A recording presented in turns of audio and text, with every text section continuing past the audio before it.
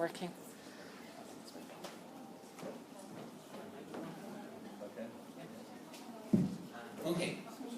Okay, so ladies and gentlemen, so thank you all for waiting, and thank you all for coming out today on such a warm, lovely, sunny Saturday afternoon and spending 2 hours with us today. We're very lucky to have a fantastic special guest this afternoon, and I'm really excited to speak to you. It's been a long time since I spoke, actually.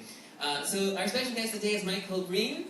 Michael's been living here for over 3 decades now, spent a very long time working as a journalist for several international and local publications, and for the past several years he's been running his own PR and marketing company. So ladies and gentlemen, we're here to celebrate the release of Michael's new book, The New Koreans. Please give him a very warm welcome.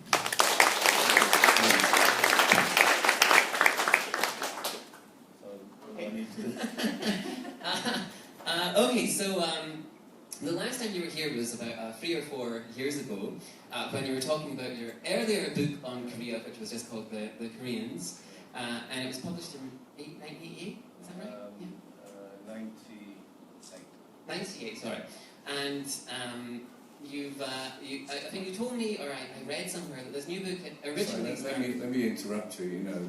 His accent is the perfect way of speaking English, you know. It's that Scottish, he's from Fife, a place called Achtermachtig, and that accent is the, if you're learning English, this is the clearest kind of person you can learn English from.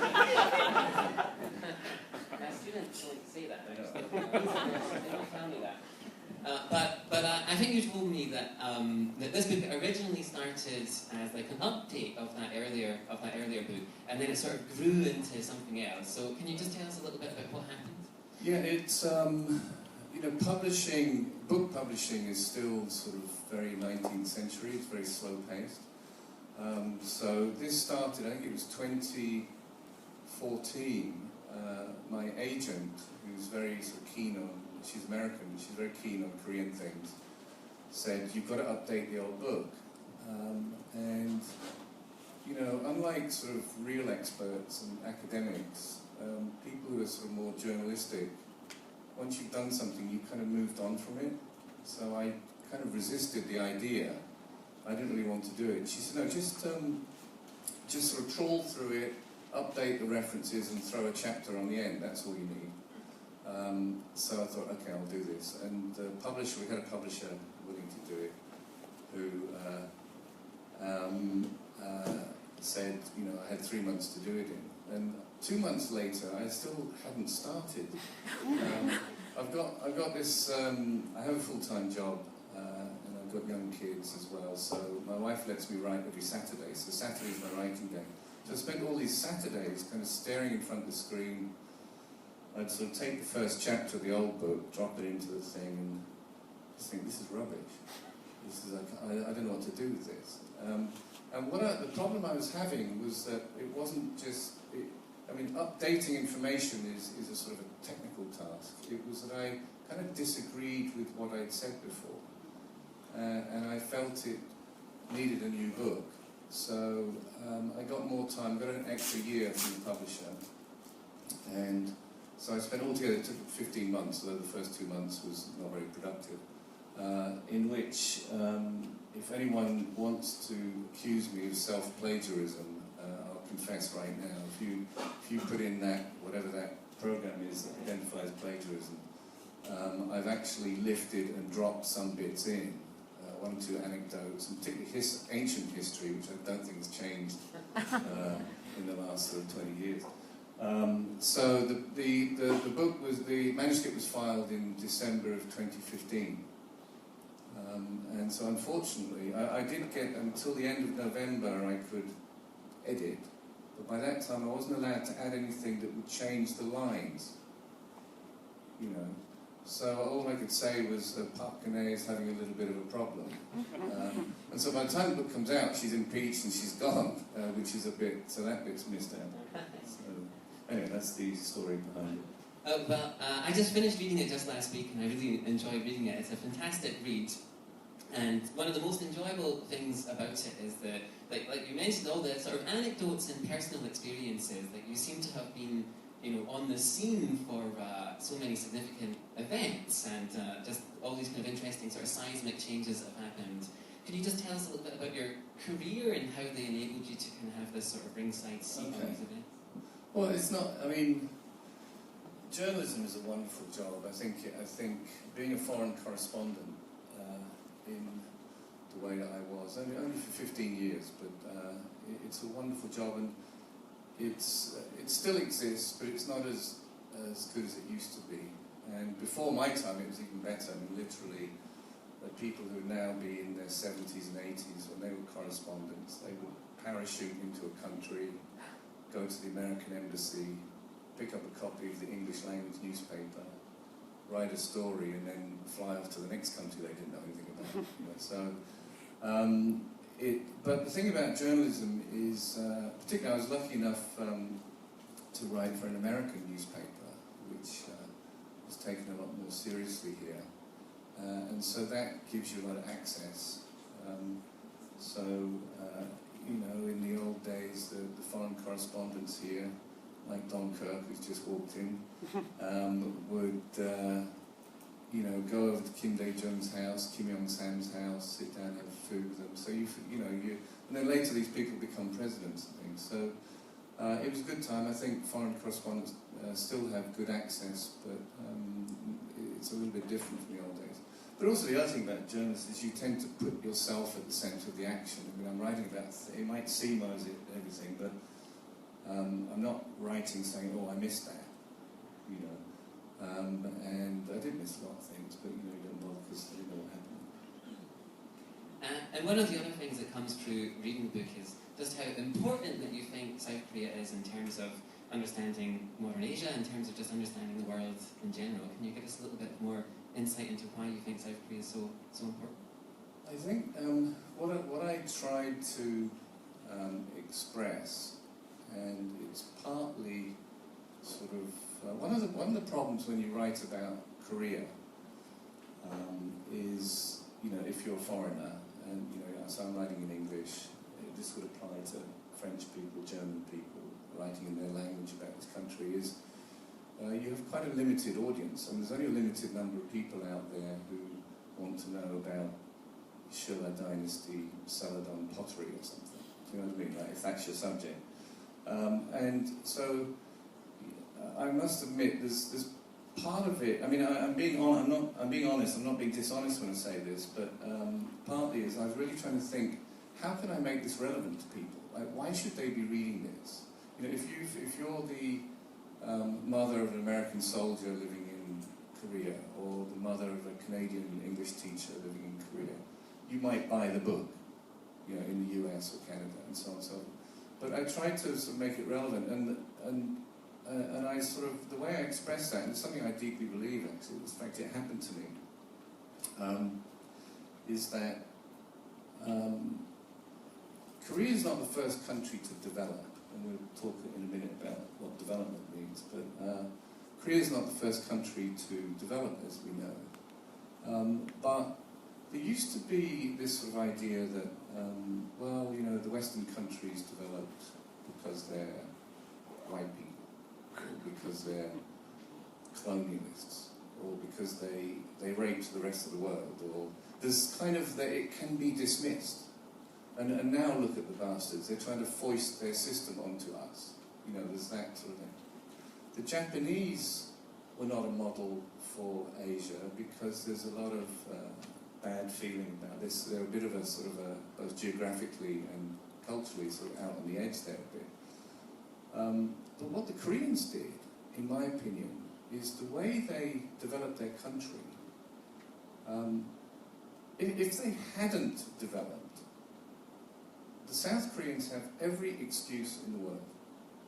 They can blame the Japanese, victims of colonialism, blame the Americans, they came in and took control, blame war, blame the lack of resources, blame foreign markets for not buying their goods, blame sexism, racism, homophobia, whatever you fancy. I mean, it's all there.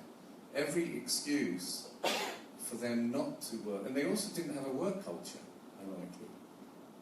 In the long sort of Confucian, you're smiling, in the long Confucian tradition, hard work was for the peasants. I mean, what real men did was read poetry and smoke pipes, and play with kiseng. So they had all those excuses, and yet they developed. So it kind of made me think. I've been thinking about like this for a long, long time. It kind of made me think: no government in the world, in any country, I don't care where it is, has any excuse. You know, you can whine on about colonialism as much as you like. You point to the Koreans. You know, oh, we don't have any resources. You know, well, you know, our people, we're not used to working. You know, the Koreans have done it, and what that made me believe, it's not so much an aggressive viewpoint like, and now you should do it. It's more that the Koreans have basically convinced me that probably after I'm gone, which would be a pity because I like to see it, the whole world is going to be developed. We're going to have a world that is democratic, free market, and gets along. And the Koreans are the ones who convinced me that that would happen. Before that, I was very sceptical about the future. So that's why you should read the book. Well, I really enjoyed several sections of the book. I mean, it's fantastic overall, but one of the sections I particularly enjoyed was when you write about hierarchy. And you say that, and if I can just quote a small section that you wrote here. So you said, if extreme sensitivity to the views of others forms the foundation, then the first floor in our model building of the Korean psyche is the sense of hierarchy. Can you explain what you think the role of hierarchy in Korean life is? You had some very interesting and very amusing examples in that chapter. I think it's the this is something that I think for Korean, I mean, I think Koreans know this, but something that outsiders see when we come from countries that are different. I mean, I come from a country that has a very sort of rigid, not rigid is the wrong word, we used to have quite a strong class system, but we're not so hierarchical within that in that sense. And so to come to a country where when two people meet, their antennae are up, thinking, okay, do I call him Hyung? Do I call him, is he older, is he younger, is he what? You know, and even the language that I use depends on how I answer that question. And then we're in that world where, by the way, one thing I want to say in the book, this illustration of this, that there's no Korean word for brother. There are only words for older brother and younger brother. And if you notice when you're reading in English Korean life stories or talking to Koreans and they refer to where you might say, oh, you know, my brother married a Filipino or something. A Korean will always say, they'll always define which brother it is because that's how they think, even within the family. And what I try and explain in the book is I think, you know, obviously all these things are both strengths and weaknesses. One of the weaknesses is that if everybody's either above you or below you, and almost nobody, perhaps apart from your school friends, are sort of alongside you, emotionally that makes your life very, very complex. You're sort of going through life deferring to people and trying not to abuse people below you, you know. And if you're unfortunate, you're going through life getting abused by people and trying to resist doing the same yourself.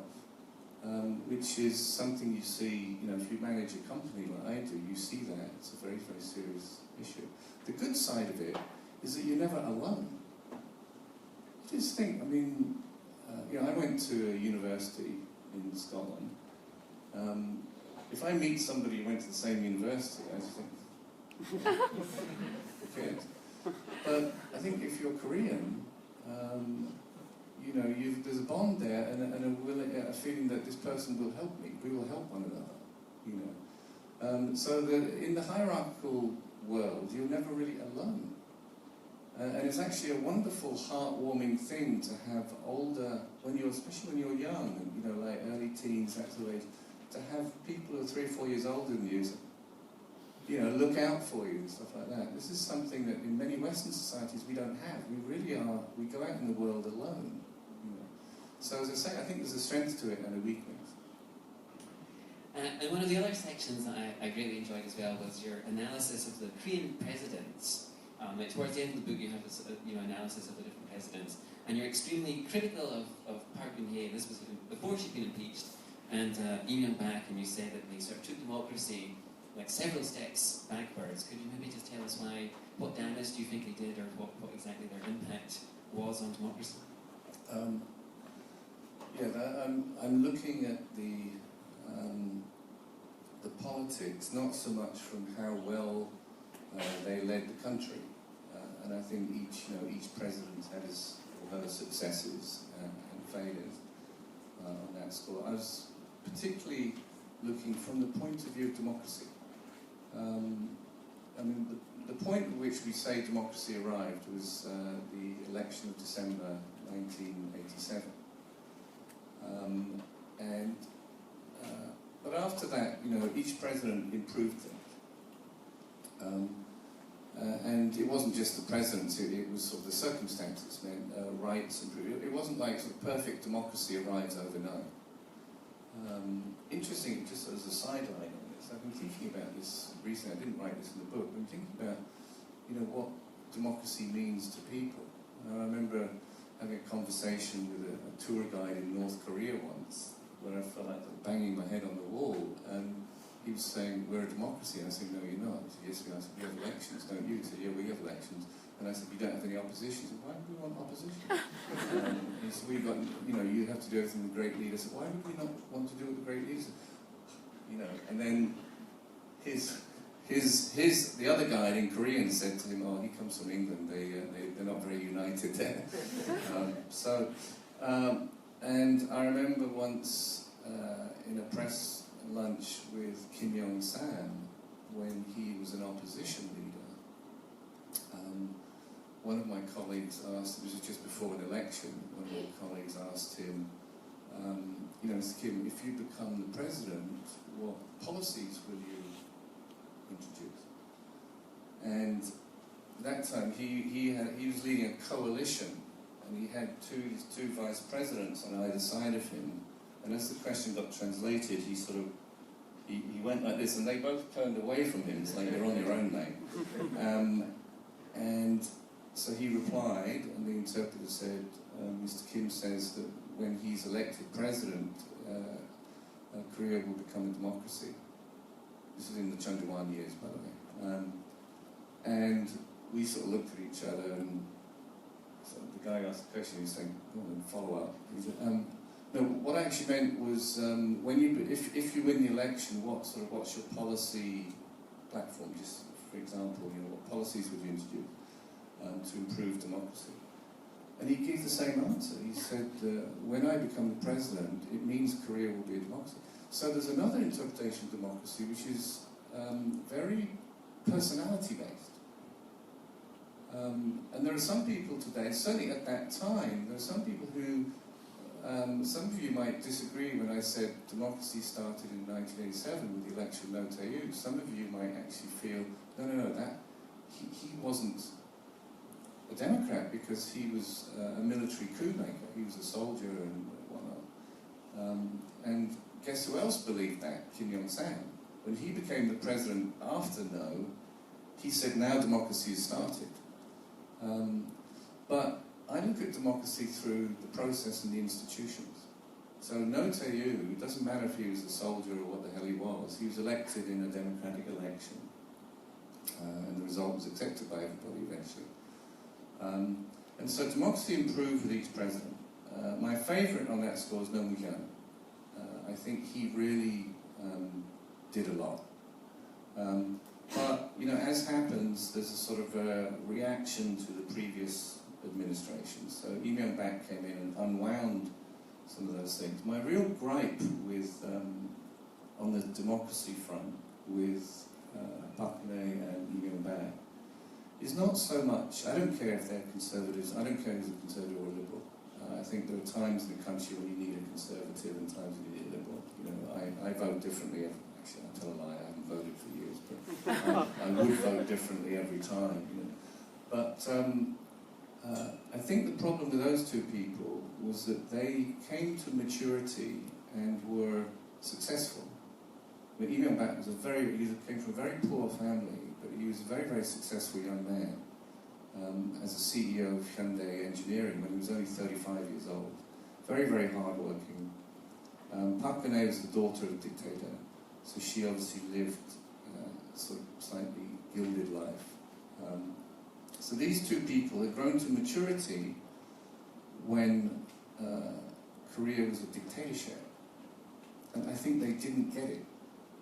They actually didn't get it. They actually thought that freedom is something, a gift to be given when the coast is clear. Like when North Korea is not threatening us anymore, we can let people be a bit more free. What they don't realise is that democracy and freedom are the reasons that's what makes South Korea better than North Korea. It's what makes the country worth fighting for. And so that's my gripe with them. It's that they, and particularly in the issue of freedom of expression, this is where their thinking sort of came in. They wound the clock back on freedom of expression, and they used the national, what's the law again? The national security law and defamation laws, and you know, even back had a cartoonist put in jail, you know, things like that. So, but I think now with Moon Jae-in we'll be moving forward on that front. I suppose I have to ask, seeing as we're talking about Park Geun-hye, but you wrote in a couple of places that you thought the grounds for her impeachment were kind of dubious, or perhaps motivated by not the best, or didn't have the best motivations. Can you just tell us what you think of the Park Geun-hye scandal and just what its impact on political process has been in general? Okay. I still don't know what she did wrong. This opinion, and it's one that I've heard in many embassies, many foreign diplomats who have to, like journalists, have to kind of report back. Okay, I understand 1 million people on the street. I understand that. It's politics, political emotion. Got it. What has she done wrong? Now, the answer to that question is an interesting one, because it depends how, in your country or in your own mind, at what point you accept something. And I'll take the Americans, I think, are the sort of clearest on this. The American view is that once a court of law decides something, then it's true, so to speak. Like, in other words, if somebody is arrested for murder, the newspapers in America, where the newspapers, I think the journalists are the most sort of legalistic, if you like, will refer to the defendant as the alleged murderer. As soon as a court finds the murderer guilty, they will then say he's a murderer. You know? So if you apply that type of thinking to what happened with Park Geun-hye, it still hasn't been clarified what she actually did. Now, having said that, you don't, a constitutional court is not a criminal court. So you don't have to have a trial first and then impeach the president. You can impeach. I mean, the grounds for impeachment are basically a violation of the oath of office. In other words, she's pledged to uphold the Constitution and is seen by a majority of the Congress people to have failed to do that. My gripe with this is not with the popular emotion. I think that can be understood and explained. My gripe is with the institutions, particularly the National Assembly, the prosecution and the courts. I honestly feel that there's a bit of a problem in this country with institutions bowing to the will of public sentiment. And I wasn't really aware of this until I started working in public relations, and my work there brings me in. Sometimes I'm kind of in teams with lawyers. So you'll have a client that's, I was working for Volkswagen, for example, when they had their problem last year. So we're in a sort of team with the lawyers and the Volkswagen people, and so I'm on the PR side, and we're all trying to figure out, okay, what's going on. And the lawyers, time and time again, are referring to public sentiment. And you sort of think, okay, and then they look at me, the PR person, what can you do about this? I don't know. Why is this important? Because it will influence the judge, it will influence the politicians, it will influence the bureaucrats, it will determine whether the tax authorities do a tax investigation or not. All because of public sentiment. And I think for this country's democracy to mature, the institutions have to follow the law. It doesn't mean they ignore public sentiment, but they have to follow the law. The institutions right now will violate their own laws because they don't want to be criticised by the public. And go on about this and give examples. But so my gripe with this is probably that it all happened too quickly. And what I feel has taken place is that the JTBC and the media jumped on a story, which is a great story, and the people got infuriated. What they particularly got infuriated about is there's a deal here in democracy in Korea. It's like, we elect you, you get to pose as more important than all of us on the hierarchy ladder. We put you up the top. You've got these handsome guys with things, around you. You're meeting heads of state. You can play Miss, oh, I'm the leader. But the reality is, we put you there, and you're serving us. And the Chae Soon-sil story made it seem that Park Geun-hye was being manipulated by a total stranger that nobody had ever heard of, and had completely violated this sort of deal. That she had somehow surrendered her presidential authority to this, sort of what people are calling a Kangnam Majima. And that's another, by the way, if this was a Seoul National University professor, this might not have all happened. The Ajima bit is sort of the misogynistic element to this. I think it's quite a factor. But, so then 1 million people come out in the street. And then there are some very well-meaning people who decide to organise this as a regular event, as it happens. The police, very quickly, after the first one, the police, because I live right where I actually couldn't get to my home, because I live right near the Blue House on the first demo. Police wouldn't let me through. But by the second demo, the police had relaxed, they provided toilets, they cleaned up afterwards, they were very, very nice, and it all sort of got nice, and so it was all well organised. But there's a lot of passion there, not violence, but a lot of deep feeling.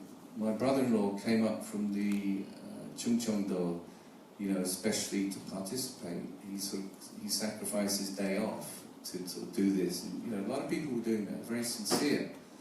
Why? Because of what I just described. So then, the institutions start to think, oh, we're being given instructions. National Assembly, we have to impeach. But what are the grounds? I don't know, just anything. We were chucking it. Oh, she fired somebody. Okay, put that in. They had 4 of the 5 grounds for impeachment were dismissed by the court. I think the only reason the National Assembly moved was because they felt as if the people were instructing them. Second, then the prosecutors go into action. What is their job? We have to find technical pretext to put this bitch in jail. That's the people who've given us that instruction. And so the whole story is shifted away from Chae Soon-sil now to Samsung and possible bribery.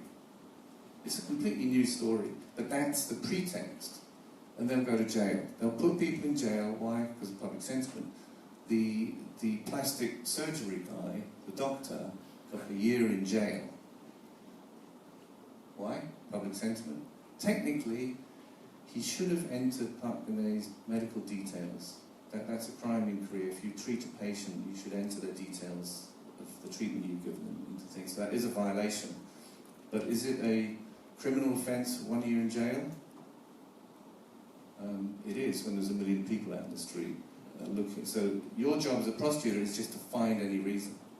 You know, so my bet is that these people involved will go to jail, and then they'll be let out pretty quickly, because people don't really think. I think it's become clear they haven't really done much wrong. There's no dead bodies. There's no millions in Swiss bank accounts. You know, it's a bit of the old sort of that every other president did. You know, but now we've put a notice that this shouldn't happen anymore. So I think there's an improvement. The end result is an improvement. But I do feel sorry for Park Geun-hye in the process. I think she's probably totally bewildered. Doesn't know what happened. In that section on the presidents, you write that almost every Korean president kind of followed the same trajectory. They have this sort of overwhelming public support, and then you say that they all, by the time they finish their term, they're basically political lepers. Why do you think that happens, and what's the significance of that? What does it say about the system? I think it's part of what I was talking about before. I think that. Well, let me put it like this. I think it's over-expectation. I noticed this, hold on, this happened with No Tae-woo. So, the first few weeks of No Tae-woo's election was exactly what's happening now with Moon Jae-in. Okay? Although now with social media, there's sort of a lot more. There's the handsome bodyguard, there's, oh look, he's in a queue having a cup of coffee with people, bless him. You know, there's like more of that sort of stuff. But it was the same kind of atmosphere. And even people who didn't vote for No Tae-woo, unless they were very, very strong opposition supporters, it's like, you know, I got the wrong person, but anyway, I'm sure they'll do a good job, you know. So huge approval ratings. Same with Kim Young-sam at the beginning. By the end, the next candidate doesn't want this guy of his own party campaigning with him, because it would cause him a problem, you know. So I remember puzzling about this then, and I asked a scholar about this, a Korea University professor, who's a sort of specialist in presidents, and he said the problem here is that he's saying the presidents themselves and the Korean people are comparing a president with Park Chung-hee. What that means is that here's a guy, Park Chung-hee, who did a great job, but he was an absolute dictator. He had almost 20 years. He had an impoverished country to start with. There was sort of only one way to go. And compare that with a single 5-year term. You've got your first year you're learning, your last year you're a lame duck, so you've got 3 years to put in a program in a country that's already developed. You're far more limited in what you can do. So but the problem is that the presidents, when they come in, and this is I think the crux of the matter, and if I wasn't so long-winded I'd have just said this, is that the presidents create false expectation that then undoes them. You know, if Kim Dae-jung was the best example, and he came in, the country was bankrupt when he came in. It was a massive financial crisis.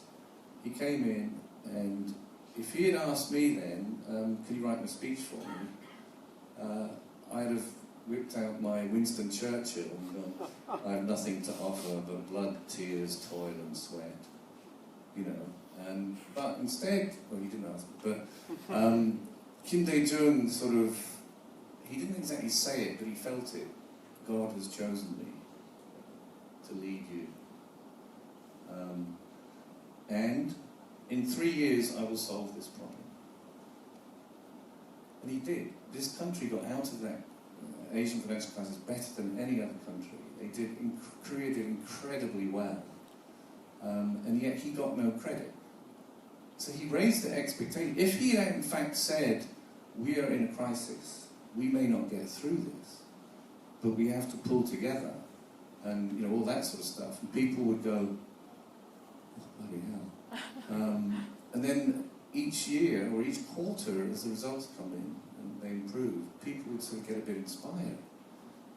So this is, I think, this has happened to every single president. They don't articulate the limitations of the democratic presidency, and they don't lower expectations. Moon Jae-in, the best advice, if any of you are writing speeches for him, and he's going to Washington, instead of saying, I will bring peace, or I'm the person to negotiate with Donald Trump, don't worry, we'll do this and that and the other, it's best to give the crisis speech. We're in a crisis here in this part of the world, and we may end up having a conflict. So we've got to do our best, you know, we've got to lower the expectation. So one day, one president will break this cycle, but so far, every single one has ended up worse. And Park Geun-hye is the worst at the end. I actually put in this book, Lee Myung-bak, 2008 to 13, in brackets, Park Geun-hye 2013 to 18. You know, so I've got to correct that for the next printing. So she's in jail as we speak, so, and that's part of that pattern. I think you suggest as well that you think they should move to a two-term system, like an American system. Is that right? I've said it's. I think I quoted somebody. Actually, Yoo Sun-min, who's one of the candidates this time. He said he thought a lot of Congress people saying that this was 2 years ago in the interview. He said a lot of us feel we should go to the European cabinet type system, and then the debate would be what are the powers that the president has, and what is it, a French system or is it a German system with a weaker, more symbolic president, you know, all that sort of thing. And he said, but because of North Korea, there's still a widespread feeling that we need strong leadership. So the chances are that if there's a constitutional change, it would be to go the American way, to allow for a second term and maybe reduce the term. But I mean, I'm not really an expert leader. I mean, I don't know what the difference is for anybody. But I think that's what's likely to happen. Okay, so I'm only going to ask another couple of questions, and then we'll take a short break, and you guys will have your turn to ask Michael any questions that you want. So let me see. So there's several things I would like to ask you. So I think perhaps the section that I enjoyed reading the most was about your kind of first-hand observations of the democratization process. So you called it the tsunami of Korean democratization. You said it was very inspiring. Being here, I'm pretty sure, I think you said that.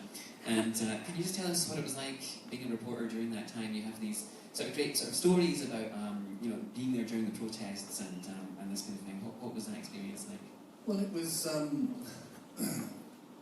it was a fascinating time.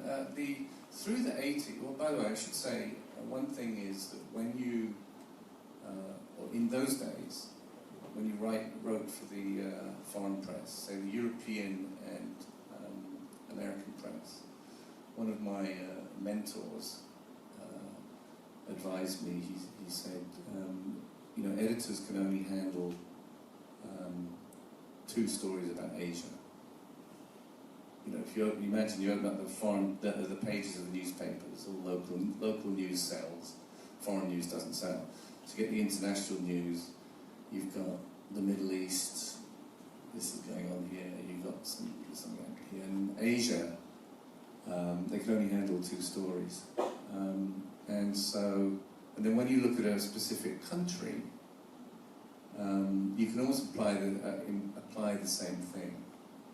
Although now Korea is much more important than it used to be, but for one of the foreign journalists here from one of the big American papers told me recently that when I was saying, would you be interested in writing about this company, my client? He said, yeah. He said, actually, that's pretty interesting. I might do that. But we were sort of talking, and he said, my assessment every year is only based on how I cover 2 stories, North Korea and Samsung.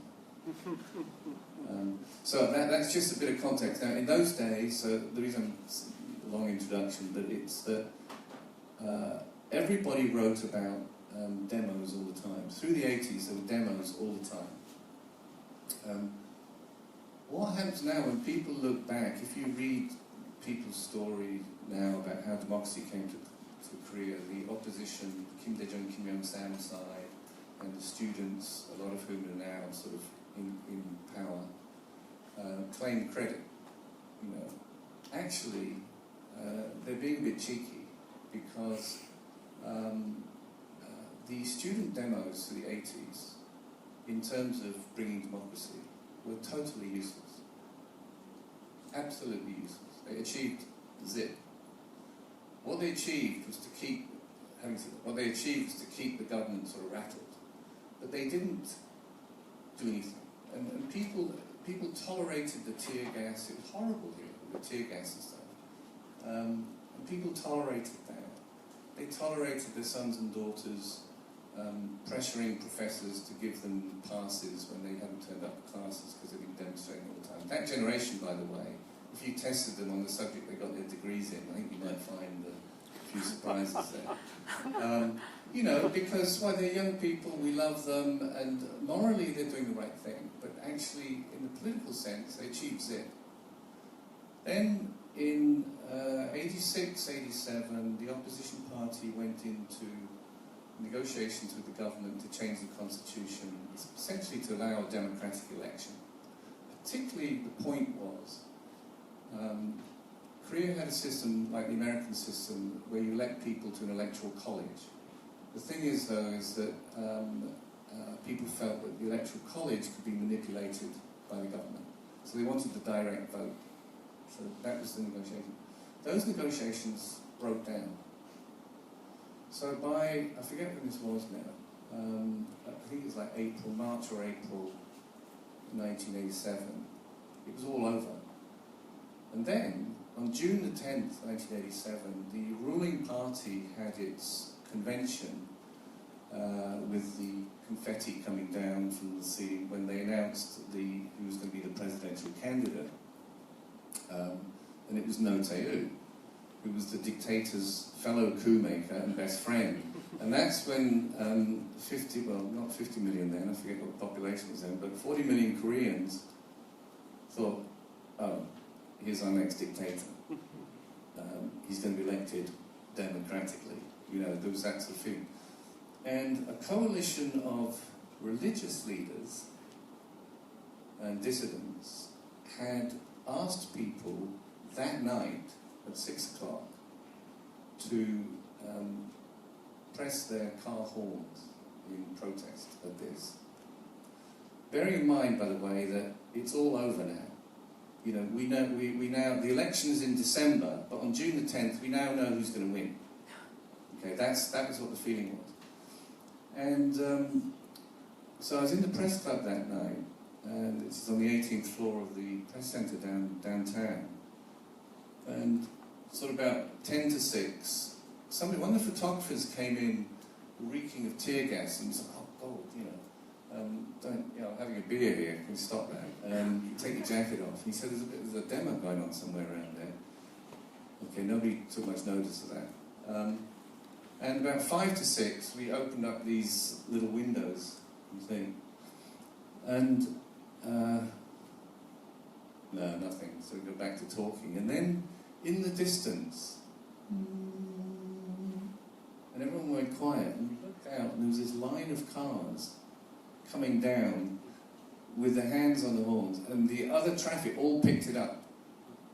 And then, at the same time, it's like a movie scene for me. At the same time, from the window of the press club there was a gap between where the Chosen Hotel and the Plaza Hotel up there. It was like there was a cloud of it.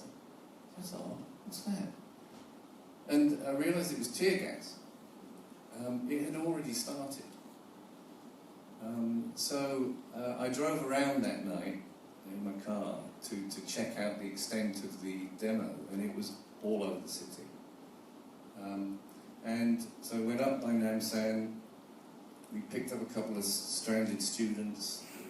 The thing in those days, tear gas was so strong that if you sort of get cut off and in an area where there's tear gas, it's very, very unpleasant. And so you try and get out. We picked up 2 students in the back, got them out. Came back by Namdae Moon, and then almost couldn't move. There was just... How we'd missed them from the press club, I don't know, but there were tens of thousands of people out in that section. They'd moved, I think, up from Seoul Station, so from Namdae Moon down to Seoul City Plaza, which was a road then, it wasn't a park then. And so the car was just sort of inching along, and I was sort of looking at these people, and these weren't like the usual students. These were sort of all sorts of people, and some of them were looking a bit sort of aggressive. And I was sort of having lived in Korea by then for 5 years, I suddenly thought, bloody hell, there's North Koreans among these people or something. And somebody rapped on the window. I thought, okay, here we go. And he said in English, he said, the horn. What? The horn. Oh. And I pressed the horn, and this whole crowd erupted in joy. And then the coup de grace, in those days we had a foreign press armband that said Weishin Kijo on it. And I took the armband up, put it up at the windscreen, and they just went berserk, you know. So this, because they felt we're on their side, which we were, of course. Yeah. So the rest is sort of history in a sense. This went on for 3 weeks.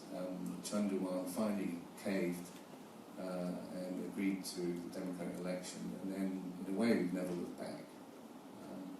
But at the time it was quite exhilarating, and you also had a feeling that you can, some things you don't see the significance of them until later, but something like that you felt it was like there's something historical going on here. This wasn't a normal demo, it was a middle class revolution. So. Okay, great answer, thank you very much. I think we'll leave it there for this first half of the session today. So we're going to take a short break. Please use the break to visit the restroom, and more importantly to pick up a copy of Michael's book, which is on sale for a discount just over in the corner here. And please, before you do that, let's give our special guest a very big round of applause for being such a great.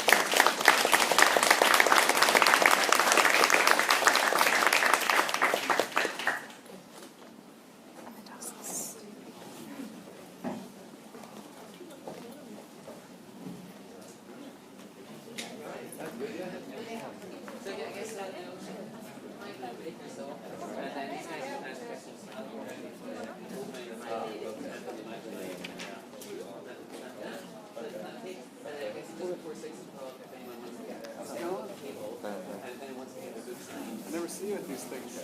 I know. Okay. Have you read the book yet? No. I am. Actually, I wrote an article about it that has yet to be published, but it's going to be in the next couple of weeks. I think it's have you read the old book, the first one? Have you read the first one, The Koreans? No, 20 years ago? They're different. The historical parts are the same. They're both worth reading if you compare and contrast them and see how things really have changed.